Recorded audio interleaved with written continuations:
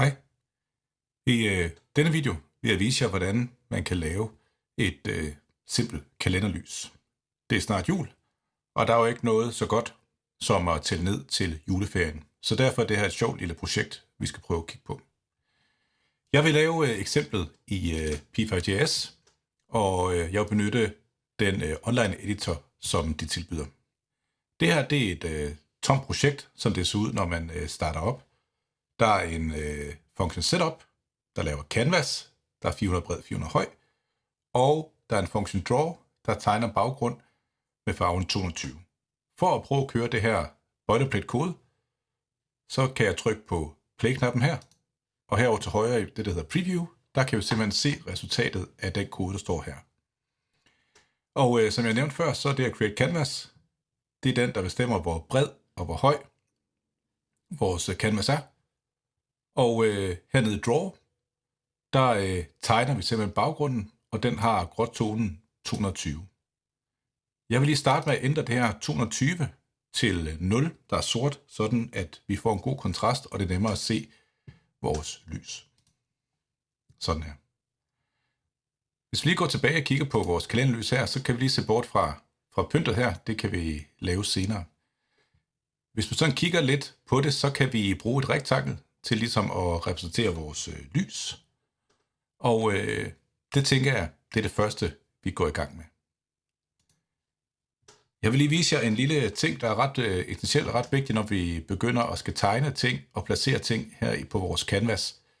Det er, at i P5.js, rigtig mange andre programmer og programmerer, så har vi vores koordinatsystem orienteret på en lidt anden måde, end vi er vant til.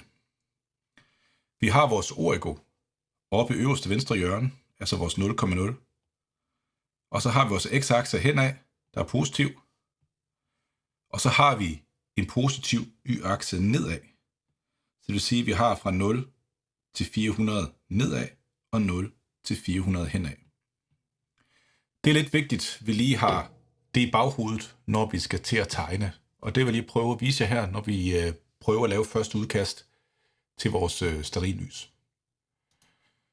Jeg trykker her på linje 6, fordi jeg gerne vil have en ny linje ind mellem de her tuberklapper.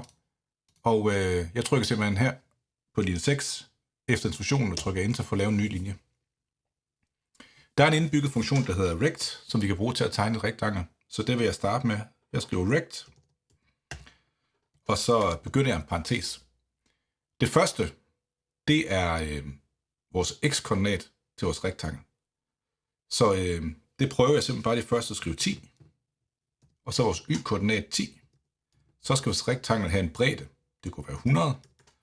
Og så skal den have en højde. Det kunne være 312.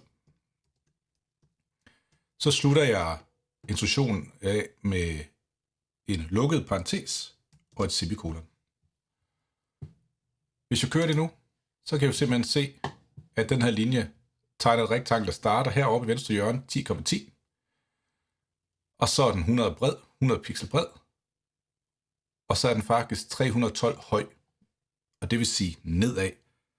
Så hvis vi prøver at bruge vores skitse her, jamen så kan vi se, at rektangels registreringspunkt, det er oppe i venstre hjørne. Så har vi simpelthen en width eller en bredde henad, og en height eller højde nedad. Jeg kunne godt tænke mig at gøre det lidt om, sådan at jeg egentlig kunne få mit lys til ligesom at stå i bunden. At jeg kunne have det hernede, sådan at hvis tegn herfra og op, og dernede fra og hen. Det kan vi heldigvis ret nemt. Vi kan jo se, at det tegnes ud for det her registreringspunkt. Så jeg skal egentlig bare have det her længere nedad. Det vil sige, okay, men jeg vil måske gerne have det ned, i stedet for at det skal være 10 nede. Det her, det var jo vores y. Jamen, så kunne jeg godt tænke mig at få det ned til måske 300. Så det du kan se, så nu rykker jeg hele, jeg kan sige, vores rektangel, den har stadig den samme bredde, den har stadig den samme højde. Jeg kunne så godt tænke mig, at den måske vokser den anden vej.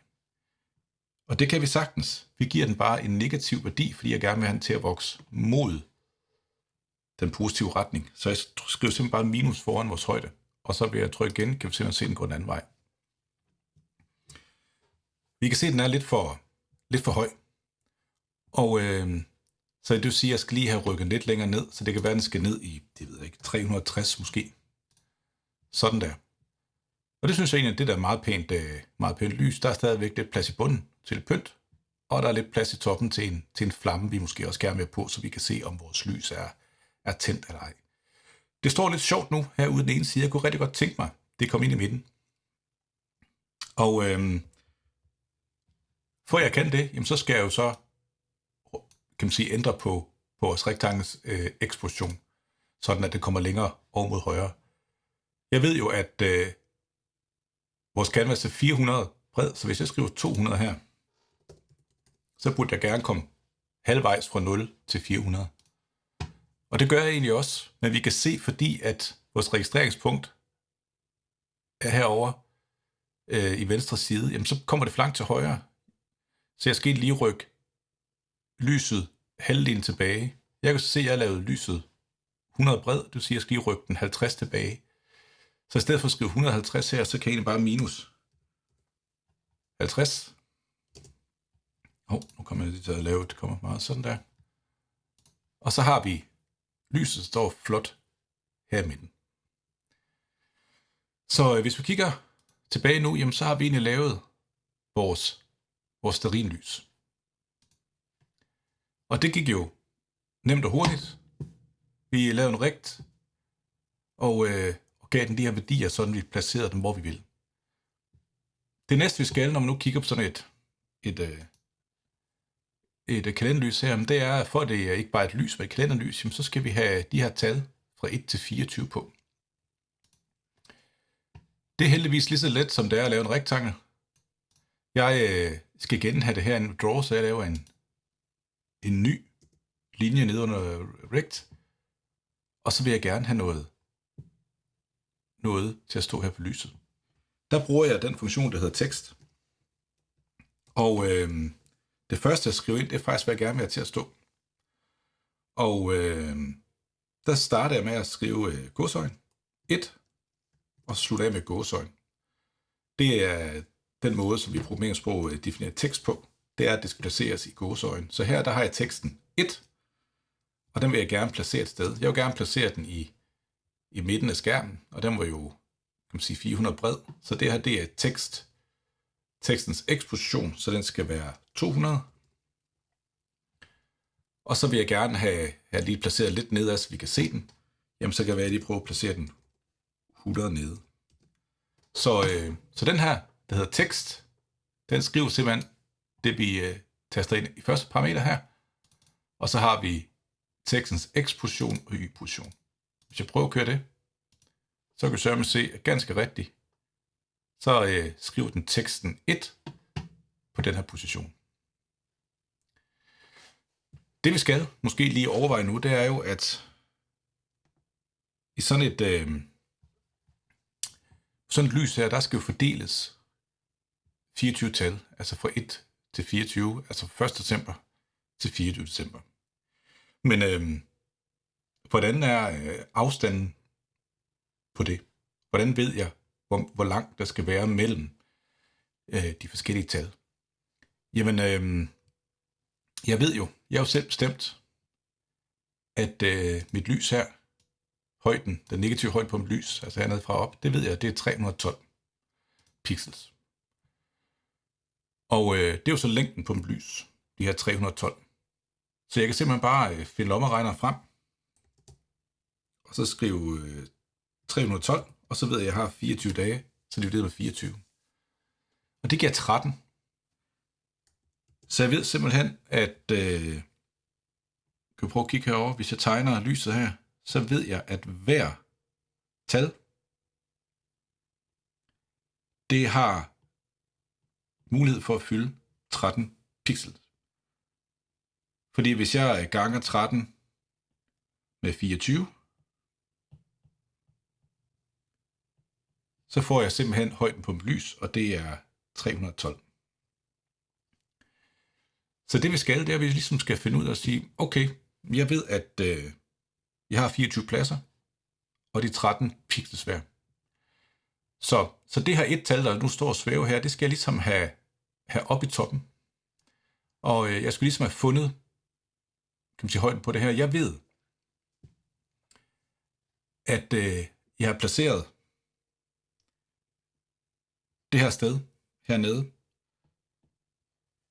i position 360.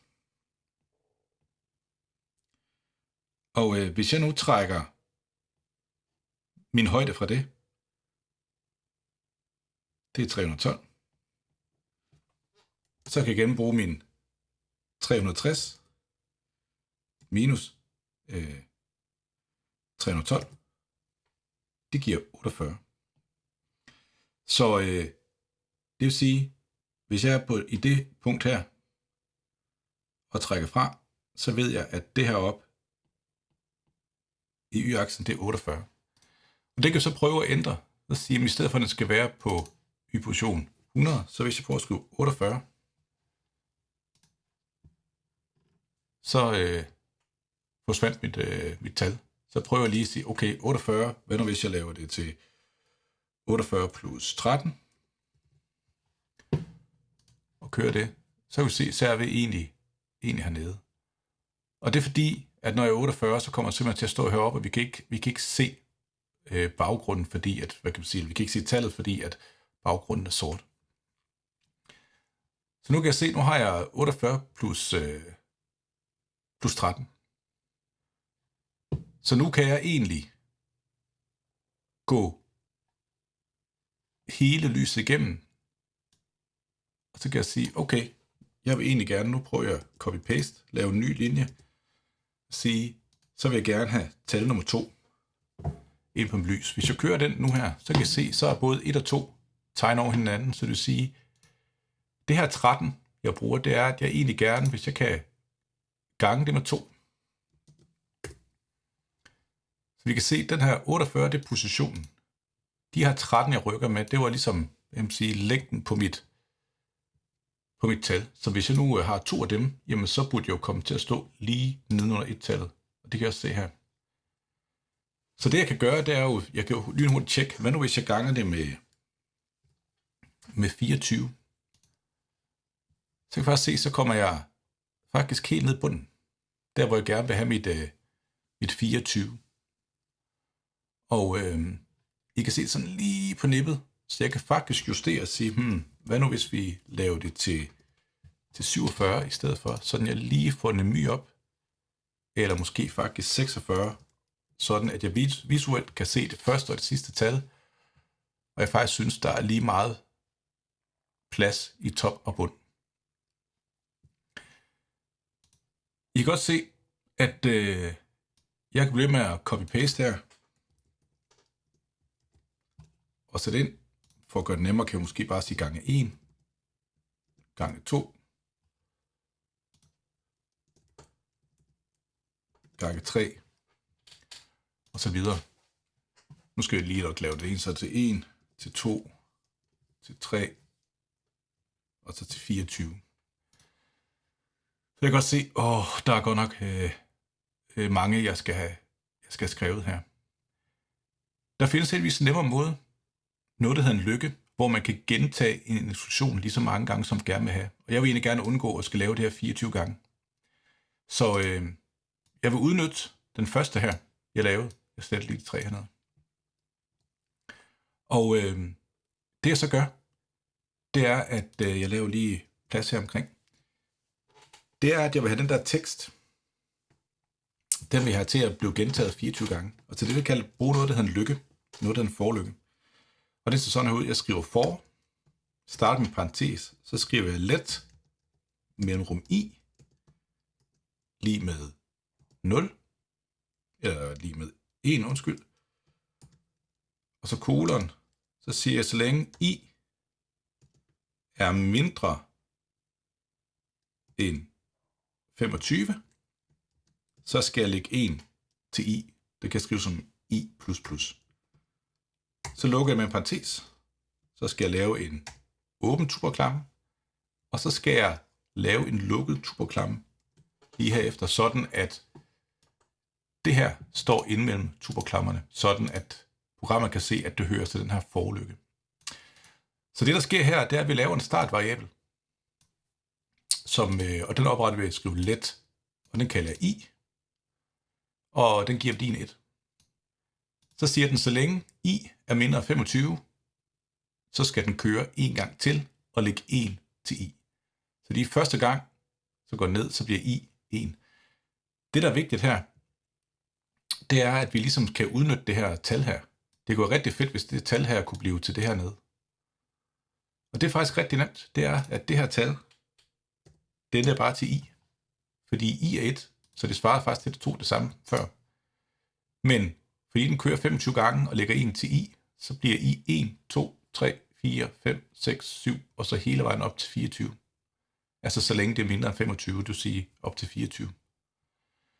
Og hvis jeg prøver at køre det, så kan vi lige pludselig se, så får jeg 24 et-taller. Og det er jo meget godt. Altså nu kan I se, det fik jeg jo gjort lynhurtigt. Men problemet er, at de hedder alle sammen 1. Og jeg kunne egentlig godt tænke mig at bruge det tal her, til ligesom at skrive.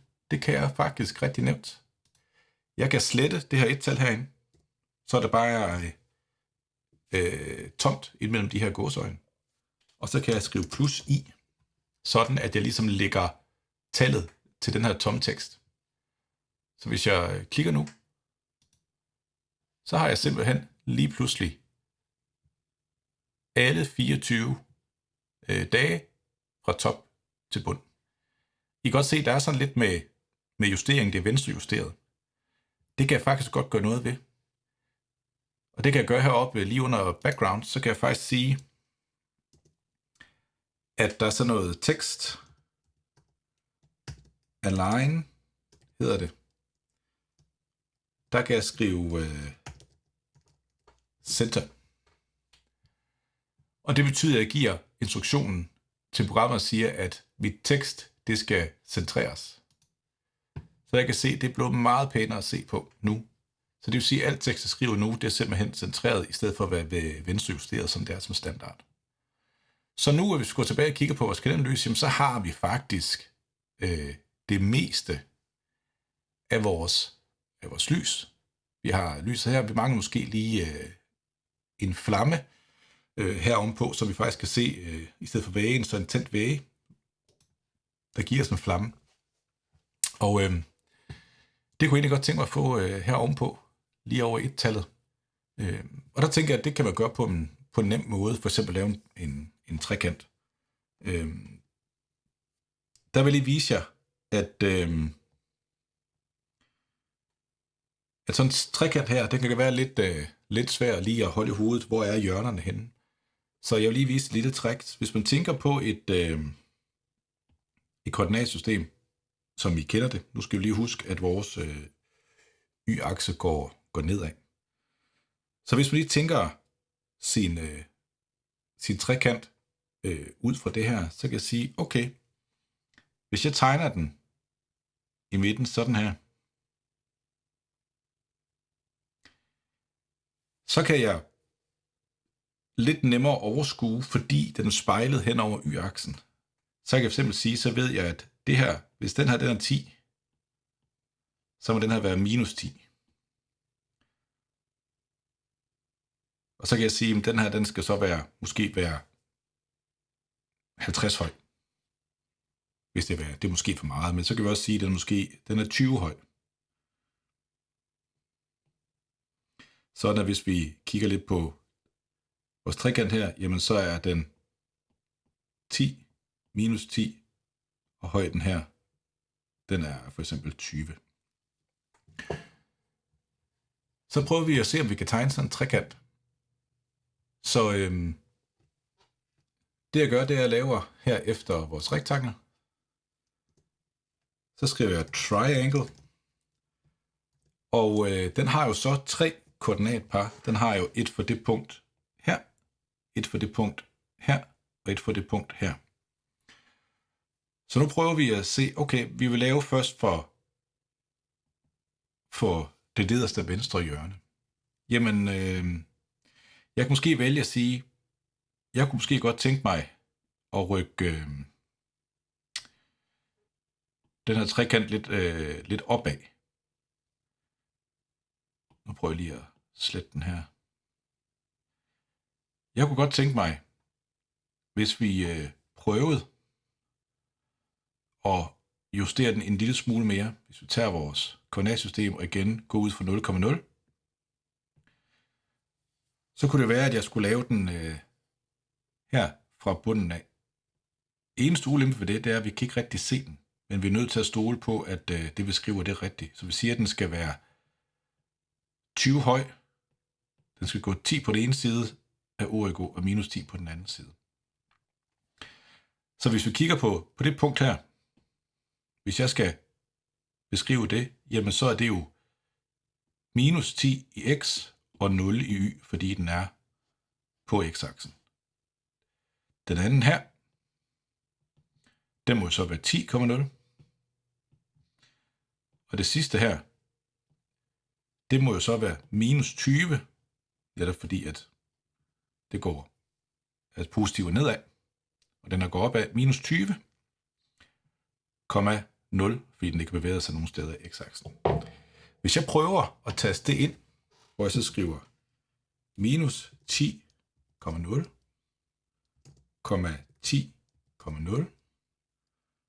10,0, minus 20,0. Så hvis jeg kører det, så kan jeg ikke se, at der sker noget. Det er simpelthen fordi min flamme, den er heroppe i hjørnet et eller andet sted. Jamen, vi kan så prøve at se, hvordan søren kan vi rykke det hen af. Jamen, nu har jeg jo størrelsen på det. Jeg ved, den skal være den størrelse, jeg har tegnet. Så det, jeg kan gøre, det er at sige, okay, men jeg beholder de her minus 10 og 10 og minus 20. Og sige, okay, hvordan kan vi få rykket det her hen af? Jamen, jeg ved jo, at det her, det er x og x, og det her, det er forkert, fordi det her, det skal være minus 20, undskyld. Det er jo y, det her, og x skal være 0. Sådan der. Jamen, så ved jeg jo, det her x, hvis jeg prøver at rykke det, for eksempel halvvejs hen, jamen så vil jeg gerne rykke det, prøve at rykke det ind på canvas, skal jeg sige, prøve at plus 50 til det. Og plus 50, og plus 50, og så vil jeg gerne rykke vores y også 50 ned.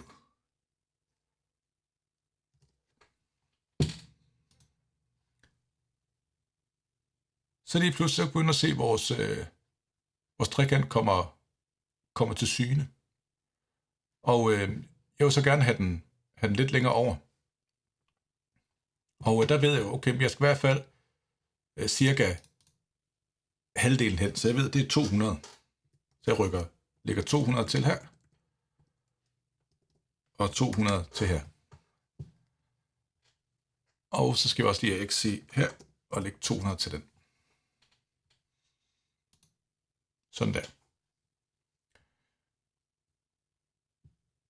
Så kan vi så se, okay, jamen det punkt der, det passer jo. Nu kan jeg se, nu har jeg fået rykket den for meget ned. Så hvis vi nu laver den til fjerne de her 50 her i y-aksen, så kører den godt nok op igen. Så det vi skal, det er jo, at det er alle vores y'er, skal jo så også rykkes med 50.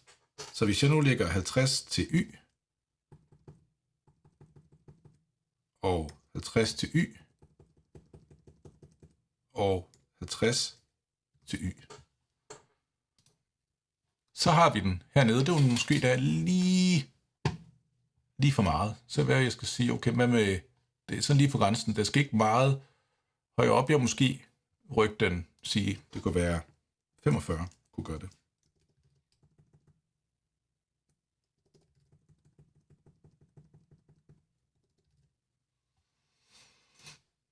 Så kan vi se, så har vi en lille flamme. Det kan godt være, at den skal være lidt højere. Så er det her minus 20 her, jeg skal ændre på.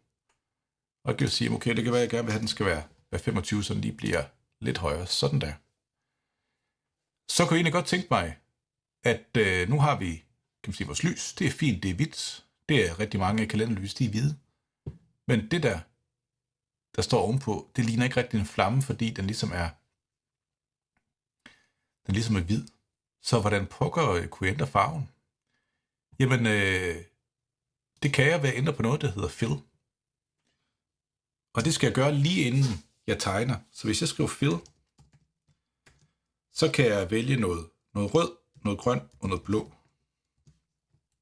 Så jeg tænker, hvis nu jeg bare giver fuld skrald på den røde, og ingen grøn og ingen blå, så burde den gerne blive rød.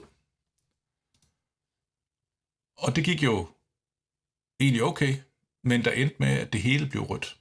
Og det er fordi, at hvis jeg kunne ændre farven et sted, jamen så vil alt sammen blive tegnet med den samme farve. Det vil sige, at rektangen heroppe, den skal også have sin egen farve. Så der kan jeg skrive, jamen den skal bare være 2,55, 2,55, 2,55. Fordi det er hvid.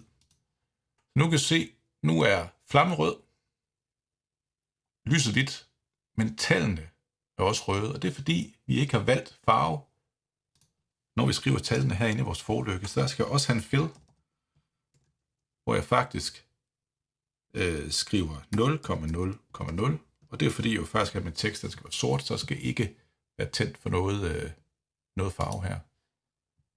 Og sådan sort. Så hvis vi gerne vil have en uland, de var rød, men hvis vi gerne vil have en orange, så kan man begynde at pille lidt med de andre farver her. Hvis vi nu gerne vil have lidt andet. Jeg kan ikke lige huske, hvad den orange farve er. Man kunne prøve at gøre et eller andet. Jo, det hjælper lidt på det. Så nu har vi faktisk noget, der ligner vores kalenderlys her. Vi har tallene. Vi har tændt for lyset.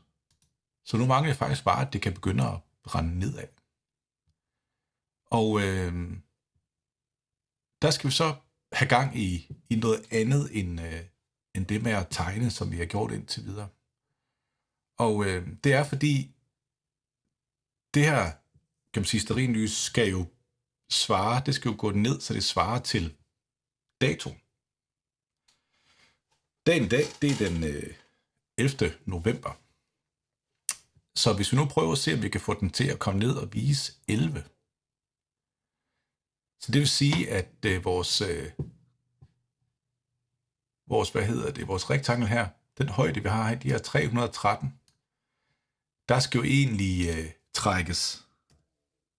Vi ved, at hver eneste felt var 13. Det kan vi se på det, vi har gjort her med tallene.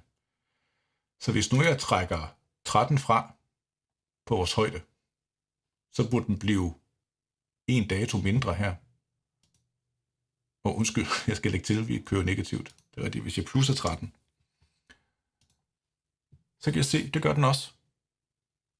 Så forsvandt den simpelthen. Så hvis du prøver at sige, okay, hvad med det her 13, kan jeg så gange det med 2? Det kan jeg godt. Og med 5. Det kan jeg også godt. Og med 7. Og så videre. Og 24. Yes. Så I kan godt se, det vi skal, det er, at vi ligesom gør noget til at styre det tal her. Og det her tal, det svarer faktisk til datoen. Så det jeg kan gøre, det er at gå helt op toppen her, og så kan jeg lige rykke det hele 2 ned. Så vil jeg lave mig det, der hedder en variabel. Og det laver vi let. Skriver jeg D. Og semikolon. Så nu har jeg lavet en variabel, der hedder D. Og inde i den variabel, der vil jeg gerne placere dato. Og det kan jeg gøre herinde i setup. Så trykker jeg lige enter her, så jeg laver en ny linje under create canvas. Så skriver jeg D. Den skal blive til det, der hedder en new date. Og det her date-objekt, som vi ser her, som jeg laver en ny af, det bliver simpelthen puttet ind i D. Og I kan se, som jeg kører nu, så sker der ikke rigtig noget. Men jeg kan faktisk tilgå, når jeg laver sådan et dataobjekt, eller sådan et dataobjekt her, så kan jeg tilgå alle mulige forskellige ting. Jeg kan tilgå, og det har jeg faktisk fundet her,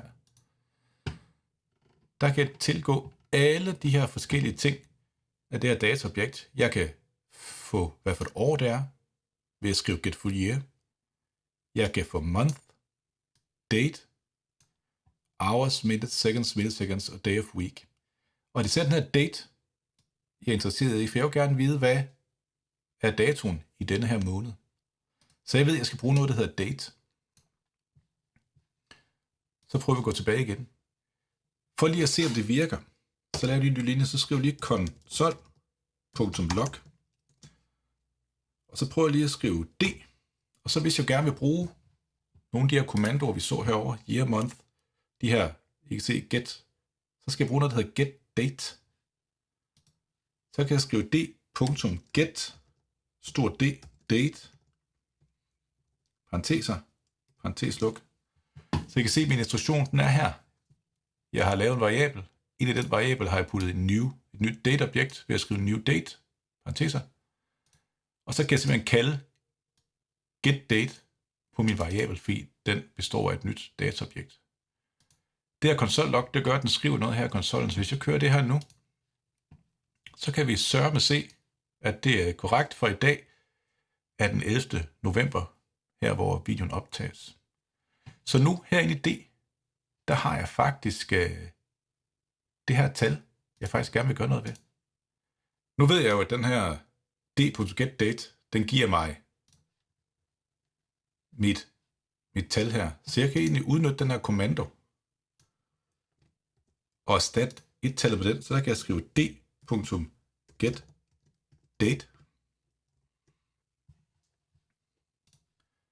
Og så kan I sørge mig se, det passer. Det er rigtigt den 11, så den er fjernet 11. Jeg kunne faktisk godt tænke mig, at den gik en tilbage, så den viste, at det var den 11.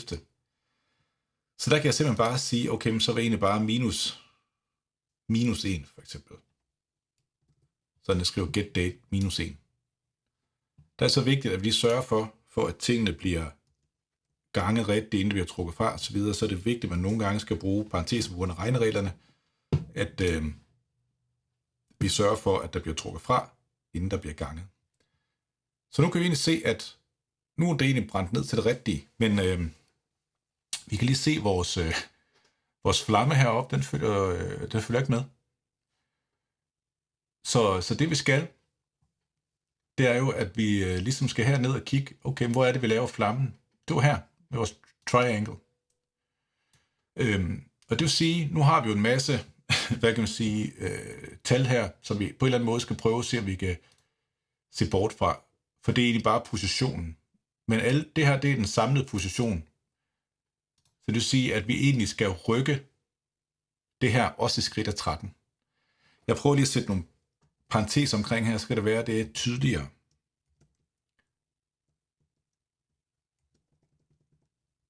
Sådan der. Sådan der.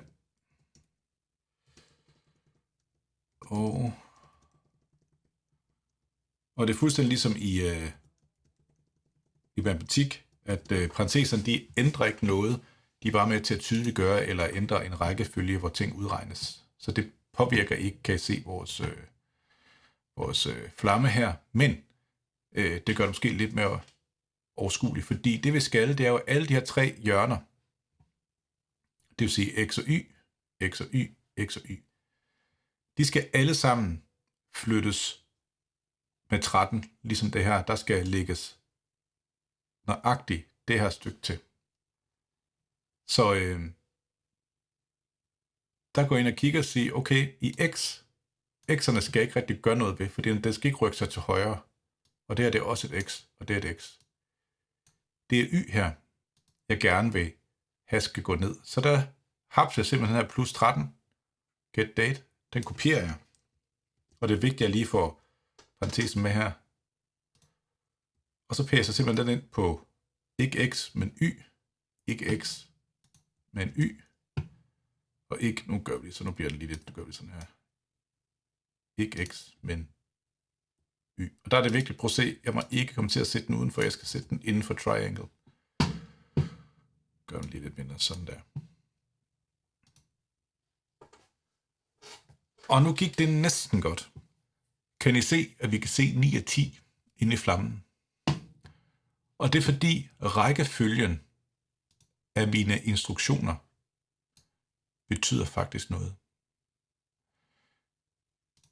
I kan se, at jeg skriver det her, de her 24 gange med min, det skriver jeg til sidst. Det vil sige, at jeg laver først en baggrund, hvis jeg tager et stykke papir. Jeg siger, at det skal være centreret. Jeg tager en farve tusch, laver rektangel, tager en ny farve tusch, laver min flamme, min trekant. Og så til allersidst, tager jeg en ny farve tusch og skriver alt ved tekst. Det vil sige, at jeg skriver teksten oven på det hele. Jeg vil faktisk gerne have, at den er, triangle, at den faktisk kom ned, så den hapser jeg lige. Og faktisk sætter efter, så der er jo de nye linjer her. Sådan at den kommer efter. Det vi så kan se, det er jo, at nu forsvandt vores trekant. Det gjorde den der ikke helt, men det er fordi, den bliver også tegnet med sort nu. Fordi vores fill står op, så er det vigtigt at lige få fill med ned.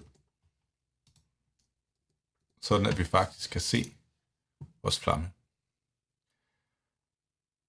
Så nu har vi faktisk fået lavet et simpelt kalenderlys, der følger månedens dato. Og den her, den vil også virke i december måned. Det man kunne gøre nu, det var at for eksempel så kunne man begynde at pynte, måske lave en lille urtepotte her og tegne lidt græn og så videre. Til det kan man gå op i Help og se ind i det, der hedder Reference. Inde i Reference, allerøverst her, der står noget under Shape og 2D primitiver. Og der kan vi faktisk lige pludselig se nogle af dem, vi har brugt. Vi har brugt Rect, og vi har brugt Triangle. Ved hjælp af de andre, de her 2D primitiver med cirkler, ellipser, linjer, kan man tegne andre, for eksempel kugler eller granen og så videre, sådan at det bliver lidt mere julet. Men det er helt op til jer. Men det her var et eksempel på, hvordan man lynhurtigt laver et simpelt kalenderlys, så vi kan holde øje med, hvor lang tid der er til juleferien og til juleaften. Så kan I lære det.